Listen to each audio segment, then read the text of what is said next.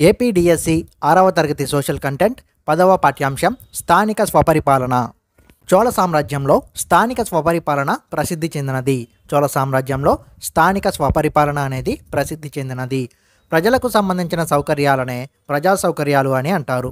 ఉదాహరణకి చేతి పంపులు, డ్రైనేజీలు, వీధి దీపాలు, రోడ్లు ఇవన్నీ కూడా ప్రజా సౌకర్యాల కిందకు వస్తాయి. ప్రజా సౌకర్యాలను కల్పించడానికి గ్రామీణ ప్రాంతాల్లో ఏమో పంచాయతీలు ఉన్నాయి, పట్టణ ప్రాంతాల్లో ఏమో పురపాలక సంఘాలు ఉన్నాయి. ప్రజా సౌకర్యాలను కల్పించడానికి గ్రామీణ ప్రాంతాల్లో పంచాయతీలు, పట్టణ ప్రాంతాల్లో పురపాలక సంఘాలు పనిచేస్తాయి.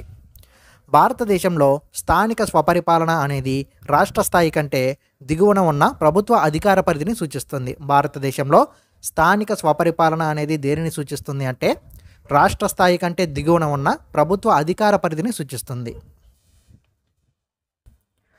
భారత రాజ్యాంగంలోని ఆర్టికల్ 40 స్థానిక స్వపరిపాలనను సూచిస్తుంది. భారత రాజ్యాంగంలోని ఏ ఆర్టికల్ స్థానిక స్వపరిపాలనను సూచిస్తుంది అంటే భారత రాజ్యాంగంలోని ఆర్టికల్ 40 అనేది స్థానిక స్వపరిపాలనను సూచిస్తుంది. గాంధీజీ అభిప్రాయాలకు అనుగుణంగా ఆర్టికల్ 40 అనేది భారత రాజ్యాంగంలో చేర్చబడింది. 1959లో స్థానిక స్వపరిపాలన అమలు చేసిన మొదటి రాష్ట్రం రాజస్థాన్. ఇది భారతదేశంలోనే మొదటి పంచాయతీరాజ్ విధానాన్ని అవలంబించింది. ఆంధ్రప్రదేశ్ కూడా 1959లోనే స్థానిక స్వపరిపాలనను అమలు చేయడం జరిగింది. స్థానిక సంస్థలకు సంబంధించి 1992లో భారత పార్లమెంటు 2 సవరణలు చేసింది. ఆ 2 సవరణలు ఏవి అంటే 73వ రాజ్యాంగ సవరణ మరియు 74వ రాజ్యాంగ సవరణ. ఈ 2 సవరణలు 1992లో చేశారు. 73వ రాజ్యాంగ సవరణ గ్రామీణ ప్రాంతాల్లో స్థానిక స్వపరిపాలనను ఏర్పాటు చేసింది. గ్రామీణ ప్రాంతాల్లో స్థానిక స్వపరిపాలన ఏర్పాటు చేసిన రాజ్యాంగ సవరణ ఏది అంటే 73వ రాజ్యాంగ సవరణ. 74వ రాజ్యాంగ సవరణ పట్టణ ప్రాంతాల్లో స్థానిక స్వపరిపాలనను ఏర్పాటు చేసింది. పట్టణ ప్రాంతాల్లో స్థానిక స్వపరిపాలన ఏర్పాటు చేసిన సవరణ ఏది అంటే 74వ రాజ్యాంగ సవరణ. 73 మరియు 74వ రాజ్యాంగ సవరణల ప్రకారం ఆంధ్రప్రదేశ్ ప్రభుత్వం పంచాయతీరాజ్ చట్టం 1994ను తీసుకొచ్చి రాష్ట్రంలోని గ్రామీణ మరియు పట్టణ ప్రాంతాలలో స్థానిక స్వపరిపాలనను ఏర్పాటు చేయడం జరిగింది. ఆంధ్రప్రదేశ్ పంచాయతీరాజ్ చట్టం 1994 గ్రామీణ ప్రాంతాల్లో 3 అంచెల స్థానిక స్వపరిపాలనను ఏర్పాటు చేసింది. ఆ 3 అంచెలు ఏవి అంటే గ్రామ స్థాయిలో ఏమో గ్రామ పంచాయతీ, మండల స్థాయిలో ఏమో మండల ప్రజా పరిషత్తు, జిల్లా స్థాయిలో ఏమో జిల్లా ప్రజా పరిషత్తు. గ్రామ స్థాయిలో ప్రజా సౌకర్యాలు కల్పించడానికి 2 విభాగాలు పనిచేస్తున్నాయి. ఆ 2 విభాగాలు ఏవి అంటే గ్రామ సభ మరియు గ్రామ పంచాయతీ. గ్రామ స్థాయిలో గ్రామ సభ అనేది ఒక సాధారణ సభ. గ్రామ సభ అనేది ఒక సాధారణ సభ. గ్రామంలోని ఓటర్లందరూ గ్రామ సభలో సభ్యులుగా ఉంటారు. గ్రామ సభలో సభ్యులు ఎవరు అంటే గ్రామంలోని ఓటర్లందరూ. గ్రామ సభ ప్రత్యక్ష ప్రజాస్వామ్యానికి నిదర్శనం. గ్రామ సభ అనేది ప్రత్యక్ష ప్రజాస్వామ్యానికి నిదర్శనం. గ్రామ సభ అనేది గ్రామ పంచాయతీ పనితీరును సమీక్షిస్తుంది మరియు గ్రామ సంక్షేమం గురించి నిర్ణయాలు తీసుకోవడంలో పాల్గొంటుంది. గ్రామ సభకు గ్రామ సర్పంచ్ అధ్యక్షత వహిస్తాడు. గ్రామ సభకు అధ్యక్షత వహించేది ఎవరు అంటే సర్పంచ్. గ్రామ పంచాయతీ అనేది సర్పంచ్ మరియు వార్డు సభ్యులతో ఏర్పడుతుంది. గ్రామ పంచాయతీ అనేది ఎవరెవరితో ఏర్పడుతుంది అంటే సర్పంచ్ మరియు వార్డు సభ్యులతో ఏర్పడుతుంది. గ్రామ పంచాయతీ అనేది ఎన్నికల ద్వారా ఏర్పడుతుంది. గ్రామ పంచాయతీకి గ్రామ అధ్యక్షుడు లేదా సర్పంచ్ అధ్యక్షత వహిస్తారు. గ్రామ పంచాయతీకి అధ్యక్షత వహించేది ఎవరు అంటే గ్రామాధ్యక్షుడు లేదా సర్పంచ్. ఒక బూత్ స్థాయి అధికారి ఎన్నికల ముందు ప్రతి ఇంటికి వెళ్ళి ఓటర్ల జాబితాలో పేర్లు నమోదు చేయడం లేదా మార్పులు చేయడం లాంటివి చేస్తాడు. సాధారణంగా ప్రతి గ్రామాన్ని కొన్ని వార్డులుగా అంటే వీధులు, కాలనీలుగా విభజించడం జరుగుతుంది. ప్రతి వార్డు నుండి ఒక సభ్యుడు గ్రామ పంచాయతీకి ఎన్నికవుతాడు. ఆ ఎన్నికైన వ్యక్తిని వార్డు మెంబర్ అని అంటారు. ప్రతి గ్రామ పంచాయతీకి జనాభాను బట్టి 5 నుండి 21 మంది వరకు వార్డు మెంబర్లు ఉంటారు. ప్రతి గ్రామ పంచాయతీకి జనాభాను బట్టి 5 నుంచి 21 మంది వార్డు మెంబర్లు ఉంటారు. 21 సంవత్సరాలు నిండిన వారు గ్రామ పంచాయతీ ఎన్నికల్లో పోటీ చేయొచ్చు. గ్రామ పంచాయతీ ఎన్నికల్లో పోటీ చేయడానికి ఉండాల్సిన వయసు ఎంత అంటే 21 సంవత్సరాలు. పార్లమెంటు స్థానిక సంస్థల్లో స్త్రీల కోసం 1/3 స్థానాలను కేటాయించడం జరిగింది. మన రాష్ట్రంలో మహిళలకు రిజర్వేషన్లు 50% వరకు పెంచడం జరిగింది. పార్లమెంట్ ఏమో స్థానిక సంస్థల్లో స్త్రీలకు 1/3 స్థానాలను కేటాయించింది. మన రాష్ట్రంలో ఏమో మహిళలకు రిజర్వేషన్లు 50% వరకు పెంచడం జరిగింది. షెడ్యూల్ కులాలకు, షెడ్యూల్ తెగలకు, వెనుకబడిన తరగతులకు వారి జనాభా ప్రాతిపదిక ప్రకారం స్థానాలను కేటాయించడం జరిగింది. షెడ్యూల్ కులాలకు, షెడ్యూల్ తెగలకు, వెనుకబడిన తరగతులకు వారి జనాభా ప్రాతిపదికన స్థానాలను కేటాయించడం జరిగింది. గ్రామ పంచాయతీకి 5 సంవత్సరాలకోసారి ఎన్నికలు జరుగుతాయి. గ్రామ పంచాయతీకి 5 సంవత్సరాలకోసారి ఎన్నికలు అనేవి జరుగుతాయి. గ్రామ పంచాయతీలోని ప్రతి ఓటరు 2 ఓట్లు కలిగి ఉంటారు. ఆ 2 ఓట్లు ఏవి అంటే వార్డు సభ్యుని ఎన్నుకోవడానికి 1 ఓటు, సర్పంచ్ని ఎన్నుకోవడానికి 1 ఓటు. గ్రామ పంచాయతీలోని ప్రతి ఓటర్కి 2 ఓట్లు వేస్తారన్నమాట. ఆ 2 ఓట్లు ఏవి అంటే ఒకటేమో వార్డు సభ్యుని ఎన్నుకోవడానికి, ఇంకోటేమో సర్పంచ్ని ఎన్నుకోవడానికి. సర్పంచ్ యొక్క విధులు మరియు బాధ్యతలు ఏమిటి అంటే సర్పంచ్ అనే వ్యక్తి గ్రామ పంచాయతీకి పెద్దగా ఉంటాడు. గ్రామ పంచాయతీకి పెద్ద ఎవరు అంటే సర్పంచ్. సర్పంచ్ గ్రామానికి మొదటి పౌరుడు. గ్రామానికి మొదటి పౌరుడు ఎవరు అంటే సర్పంచ్. గ్రామ పంచాయతీ నిర్ణయాలు అమలు చేయడం, రోజువారీ కార్యకలాపాలు సర్పంచ్ ఆధ్వర్యంలో జరుగుతాయి. అలాగే పంచాయతీకి వచ్చే ఆదాయ వ్యయాలకు బాధ్యత వహించేది కూడా సర్పంచ్. సర్పంచ్ మరియు వార్డు సభ్యులు కలిసి తమలో ఒకరిని ఉప సర్పంచ్గా ఎన్నుకుంటారు. సర్పంచ్ మరియు వార్డు మెంబర్లు కలిసి వాళ్ళలో ఒకరిని ఉప సర్పంచ్గా ఎన్నుకోవడం జరుగుతుంది. సర్పంచ్ లేనప్పుడు ఈ ఉప సర్పంచ్ సర్పంచ్ యొక్క విధులను నిర్వహిస్తాడు. సర్పంచ్ లేనప్పుడు సర్పంచ్ యొక్క విధులను నిర్వహించేది ఎవరు అంటే ఉప సర్పంచ్. గ్రామ పంచాయతీ యొక్క విధులు ఏమిటి అంటే నీటి వనరులు కల్పించడం, రోడ్లను శుభ్రపరచడం, మురుగునీటి కాలువలను శుభ్రపరచడం, పాఠశాల భవనాలు మరమ్మతులు చేయడం, స్థానికంగా పన్నులు విధించడం, పన్నులు వసూలు చేయడం, అలాగే ఉపాధికి సంబంధించిన ప్రభుత్వ పథకాలను అమలు చేయడం, ఇవన్నీ కూడా గ్రామ పంచాయతీ యొక్క విధులుగా పేర్కొనవచ్చు. గ్రామ పంచాయతీ యొక్క ఆర్థిక వనరులు ఏమిటి అంటే ఇల్లు, మార్కెట్ స్థలాలు మొదలైన వాటిపై పన్నులు వసూలు చేయడం, రాష్ట్ర ప్రభుత్వం, జిల్లా పరిషత్తు, మండల పరిషత్తుల నుండి మంజూరయ్యే నిధులు మరియు రుణాలు, అలాగే స్థానిక ప్రజల నుండి విరాళాలు, ఇవన్నీ కూడా గ్రామ పంచాయతీ యొక్క ఆర్థిక వనరులుగా పేర్కొనవచ్చు. ప్రతి మండలంలో 20 నుండి 40 గ్రామ పంచాయతీలు ఉంటాయి. ప్రతి మండలంలో ఎన్ని గ్రామ పంచాయతీలు ఉంటాయంటే 20 నుంచి 40 వరకు గ్రామ పంచాయతీలు ఉంటాయన్నమాట. జిల్లాలో ఉండే అన్ని మండల పరిషత్తులు జిల్లా పరిషత్ ఆధ్వర్యంలో పనిచేస్తాయి. జిల్లాలో ఉండే అన్ని మండల పరిషత్తులు జిల్లా పరిషత్ ఆధ్వర్యంలోనే పనిచేస్తాయి. మండల పరిషత్ ప్రాదేశిక నియోజకవర్గ సభ్యులను ఓటర్లు నేరుగా ఎన్నుకుంటారు. అంటే ఎంపీటీసీలను ఓటర్లే నేరుగా ఎన్నుకోవడం జరుగుతుందన్నమాట. ఎంపీటీసీ అంటే మండల్ పరిషత్ టెరిటోరియల్ కాన్స్టిట్యుయెన్సీస్. ఎంపీటీసీ అంటే మండల్ పరిషత్ టెరిటోరియల్ కాన్స్టిట్యుయెన్సీస్. మండల పరిషత్తులో కొందరు కోఆప్టెడ్ సభ్యులు నియమించబడతారు. మండల పరిషత్తులో కొందరు కోఆప్టెడ్ సభ్యులు కూడా నియమించబడతారట. ఎంపీటీసీలు తమలో ఒకరిని మండలాధ్యక్షునిగా, మరొకరిని మండల ఉపాధ్యక్షుడిగా పరోక్ష ఎన్నిక ద్వారా ఎన్నుకుంటారు. ఎంపీటీసీలు ఏం చేస్తారంటే వాళ్ళలో ఒకరిని మండలాధ్యక్షునిగా, మరొకరినేమో మండల ఉపాధ్యక్షుడిగా పరోక్ష ఎన్నికల ద్వారా ఎన్నుకోవడం జరుగుతుంది. జిల్లా పరిషత్ సభ్యులను జిల్లా పరిషత్ ప్రాదేశిక నియోజకవర్గాల నుండి ఓటర్లే నేరుగా ఎన్నుకోవడం జరుగుతుంది. జెడ్పీటీసీ సభ్యుల్ని ఓటర్లే నేరుగా ఎన్నుకోవడం జరుగుతుంది. జెడ్పీటీసీ అంటే జిల్లా పరిషత్ టెరిటోరియల్ కాన్స్టిట్యుయెన్సీస్. జెడ్పీటీసీ అంటే ఏమిటి అంటే జిల్లా పరిషత్ టెరిటోరియల్ కాన్స్టిట్యుయెన్సీస్. జిల్లా పరిషత్తులో కూడా కొందరు కోఆప్టెడ్ సభ్యులు నియమించబడతారు. జిల్లా పరిషత్తులో కూడా కొందరు కోఆప్టెడ్ సభ్యులు నియమించబడతారనమాట. జెడ్పీటీసీ సభ్యులు తమలో ఒకరిని జిల్లా పరిషత్ చైర్మన్గాను, మరొకరిని వైస్ చైర్మన్గాను పరోక్ష ఎన్నిక ద్వారా ఎన్నుకుంటారు. జెడ్పీటీసీ సభ్యులు ఏం చేస్తారంటే వాళ్ళలో ఒకరిని జిల్లా పరిషత్ చైర్మన్గాను, మరొకరినేమో వైస్ చైర్మన్గాను పరోక్ష ఎన్నిక ద్వారా ఎన్నుకోవడం జరుగుతుంది. జిల్లా పరిషత్ మరియు మండల పరిషత్ అనేవి జిల్లాలో గల పంచాయతీల కార్యకలాపాలను సమన్వయం చేస్తాయి మరియు పంచాయతీల ప్రణాళికలను ఆమోదించి నిధుల కేటాయింపును సమన్వయపరుస్తాయి.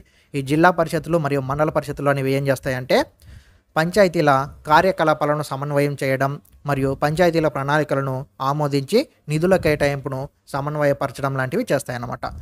పట్టణాలు మరియు నగరాలలో ప్రజా సౌకర్యాలు కల్పించే వ్యవస్థను పట్టణ స్థానిక సంస్థలు అని అంటారు.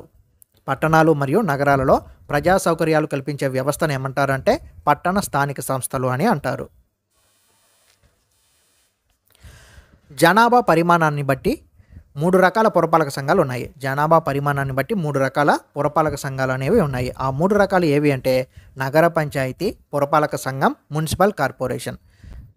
20,000 నుండి 40,000 జనాభా గల ప్రాంతాన్ని నగర పంచాయతీ అని అంటారు. నగర పంచాయతీలో ఎంతమంది జనాభా ఉంటారంటే 20,000 నుండి 40,000 వరకు ఉంటారు. 40,000 నుండి 3 లక్షల జనాభా గల ప్రాంతాన్ని ఏమో పురపాలక సంఘం అని అంటారు. 40,000 నుంచి 3 లక్షల జనాభా గల ప్రాంతాన్ని ఏమంటారంటే పురపాలక సంఘం అని అంటారు. 3 లక్షలకు పైగా జనాభా గల ప్రాంతాన్ని మున్సిపల్ కార్పొరేషన్ అని అంటారు. మున్సిపల్ కార్పొరేషన్‌లో ఎంతమంది జనాభా ఉండాలంటే 3 లక్షల పైగా జనాభా ఉన్న ప్రాంతాన్నేమో మున్సిపల్ కార్పొరేషన్‌గా పేర్కొంటారు. ప్రతి నగర పంచాయతీలో వార్డు కౌన్సిలర్లు మరియు చైర్మన్‌తో ఒక కమిటీ ఉంటుంది. ప్రతి నగర పంచాయతీలో వార్డు కౌన్సిలర్లు మరియు చైర్మన్‌తో కలిపి ఒక కమిటీ అనేది ఉంటుంది. ప్రతి నగర పంచాయతీ కమిటీలో కనీసం 10 మంది ఎన్నుకోబడిన వార్డు సభ్యులు మరియు 3 నామినేటెడ్ సభ్యులు ఉంటారు. నగర పంచాయతీ ఎన్ఏసీ సభ్యులు ఆయా వార్డుల నుండి వయోజన ఓటు హక్కు ప్రాతిపదికన 5 సంవత్సరాలకు ఒకసారి ఎన్నుకోబడతారన్నమాట. నగర పంచాయతీ ఎన్ఏసీ సభ్యులు ఆయా వార్డుల నుండి వయోజన ఓటు హక్కు ప్రాతిపదికన 5 సంవత్సరాలకు ఒకసారి ఎన్నుకోబడతారు. ఎన్ఏసీ అంటే నోటిఫైడ్ ఏరియా కమిటీ. ఎన్ఏసీ అంటే అర్థం ఏమిటి అంటే నోటిఫైడ్ ఏరియా కమిటీ. కౌన్సిలర్లు లేదా వార్డు సభ్యులు ప్రత్యక్ష ఎన్నికల ద్వారా నగర పంచాయతీలోని వార్డుల నుండి ఎన్నుకోబడతారు. ప్రతి మున్సిపాలిటీలో మున్సిపల్ కౌన్సిల్ ఉంటుంది. ఇందులో ఎన్నికైన లేదా నామినేట్ అయిన కౌన్సిలర్లు ఉంటారు. ప్రతి మున్సిపాలిటీలో మున్సిపల్ కౌన్సిల్ అనేది ఉంటుంది.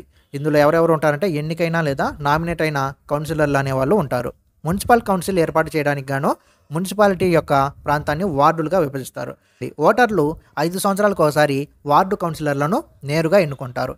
ఓటర్లు 5 సంవత్సరాలకు ఒకసారి వార్డు కౌన్సిలర్లని నేరుగా ఎన్నుకోవడం జరుగుతుంది. కౌన్సిలర్లు మరియు కౌన్సిల్ యొక్క సభ్యులు కలిసి మున్సిపల్ చైర్మన్ను పరోక్ష ఎన్నిక ద్వారా ఎన్నుకుంటారు. కౌన్సిలర్లు మరియు కౌన్సిల్ యొక్క సభ్యులు కలిసి మున్సిపల్ చైర్మన్ను పరోక్ష ఎన్నిక ద్వారా ఎన్నుకోవడం జరుగుతుందన్నమాట. ప్రతి మున్సిపల్ కార్పొరేషన్ కార్పొరేటర్లు అని పిలువబడే ఎన్నుకోబడిన సభ్యులు మరియు నామినేటెడ్ సభ్యులను కలిగి ఉంటుంది. ప్రతి మున్సిపల్ కార్పొరేషన్ అనేది కార్పొరేటర్లు అని పిలువబడే ఎన్నుకోబడిన సభ్యులు మరియు నామినేటెడ్ సభ్యులను కలిగి ఉంటుందన్నమాట. మున్సిపల్ కార్పొరేషన్ యొక్క ఏర్పాటు కోసం మున్సిపల్ కార్పొరేషన్ యొక్క ప్రాంతాన్ని వార్డులుగా విభజించడం జరుగుతుంది. ప్రతి వార్డు నుండి కార్పొరేటర్లు 5 సంవత్సరాలకు ఒకసారి నేరుగా ఎన్నుకోబడతారు. ప్రతి వార్డు నుండి కార్పొరేటర్లు అనేవాళ్ళు 5 సంవత్సరాలకు ఒకసారి నేరుగా ఎన్నుకోబడతారు. కార్పొరేటర్లు మరియు ఇతర సభ్యులు కలిసి కార్పొరేషన్ మేయర్ను పరోక్ష ఎన్నిక ద్వారా ఎన్నుకుంటారు. ఆంధ్రప్రదేశ్లోని మొదటి పురపాలక సంఘం గురించి తెలుసుకుందాం. ఆంధ్రప్రదేశ్లో మొదటి పురపాలక సంఘం ఏది అంటే భీమునిపట్నం పురపాలక సంఘం. దీనినే భీమిలి అని కూడా పిలుస్తారు. ఇది ఎక్కడ ఉంది అంటే విశాఖపట్నం జిల్లాలో ఉంది. దీనిని 1861లో స్థాపించడం జరిగింది. ఇది 2011లో 150వ వార్షికోత్సవాన్ని జరుపుకుంది. ఆంధ్రప్రదేశ్లో మొదటి పురపాలక సంఘం ఏదంటే భీమునిపట్నం పురపాలక సంఘం. ఈ భీమునిపట్నం పురపాలక సంఘాన్నే భీమిలి అని కూడా పిలుస్తారు. ఇది ఎక్కడ ఉంది అంటే విశాఖపట్నం జిల్లాలో ఉంది. ఇది 2011లో 150వ వార్షికోత్సవాన్ని జరుపుకోవడం జరిగింది. పురపాలక సంఘం యొక్క విధులు ఏమిటి అంటే నీటి సరఫరా, వీధి దీపాలు, మురికి కాలువల మరమ్మత్తు, చెత్త తొలగించడం, చౌక దుకాణాలు అంటే రేషన్ షాపులు, ఆసుపత్రుల నిర్వహణ, పన్ను వసూలు ఇవన్నీ కూడా పురపాలక సంఘం యొక్క విధులుగా చెప్పుకోవచ్చు. పై పనుల కోసం పురపాలక సంఘాలు చాలామంది ఉద్యోగుల్ని, అధికారుల్ని, గుమాస్తాలను నియమించడం జరుగుతుంది. కౌన్సిలర్లు ఎల్లప్పుడూ ప్రజలతో కలిసి ఉండి వారి అవసరాలు, సమస్యలు పురపాలక సమావేశంలో చర్చిస్తారు. కౌన్సిలర్లు అనేవాళ్ళు ఎల్లప్పుడూ ప్రజలతో కలిసి ఉండి వాళ్ళ అవసరాలు, సమస్యలు పురపాలక సమావేశంలో చర్చించడం జరుగుతుంది. గ్రామ సచివాలయం వ్యవస్థ. ఆంధ్రప్రదేశ్లో 2019 అక్టోబర్ 2న గ్రామ సచివాలయం అనే వ్యవస్థ ఏర్పాటైంది. ప్రతి 2000 మందికి ఒక గ్రామ సచివాలయం ఏర్పాటు చేయడం జరిగింది. ప్రతి 2000 మందికి ఒక గ్రామ సచివాలయం అనేది ఏర్పాటు చేయడం జరిగింది. ప్రతి గ్రామ సచివాలయంలో 11 మంది ఉద్యోగులు ఉంటారు. ప్రతి గ్రామ సచివాలయంలో 11 మంది ఉద్యోగులు ఉంటారన్నమాట. ప్రజలకు సమర్థవంతంగా, పారదర్శకంగా, జవాబుదారీతనంతో ప్రభుత్వ సేవలను అందించడం దీని లక్ష్యం. గ్రామ సచివాలయం యొక్క లక్ష్యం ఏమిటి అంటే ప్రజలకు సమర్థవంతంగా, పారదర్శకంగా, జవాబుదారీతనంతో ప్రభుత్వ సేవలను అందించడమే గ్రామ సచివాలయం యొక్క లక్ష్యం. సేవలు అనేవి గ్రామ వాలంటీర్ల ద్వారా ఇళ్లకు అందించడం జరుగుతుంది. సేవలు అనేవి గ్రామ వాలంటీర్ల ద్వారా ఇళ్లకు అందించడం జరుగుతుందన్నమాట. ప్రజలకు వారు నివసిస్తున్న ప్రాంతంలోనే ప్రభుత్వ సేవలను అందించే వ్యవస్థ గ్రామ సచివాలయం. ప్రజలకు వాళ్ళు నివసిస్తున్న ప్రాంతంలోనే ప్రభుత్వ సేవలను అందించే వ్యవస్థ ఏది అంటే గ్రామ సచివాలయం. గ్రామ సచివాలయంలోని ఉద్యోగులను గ్రామ కార్యనిర్వాహకులు అని అంటారు.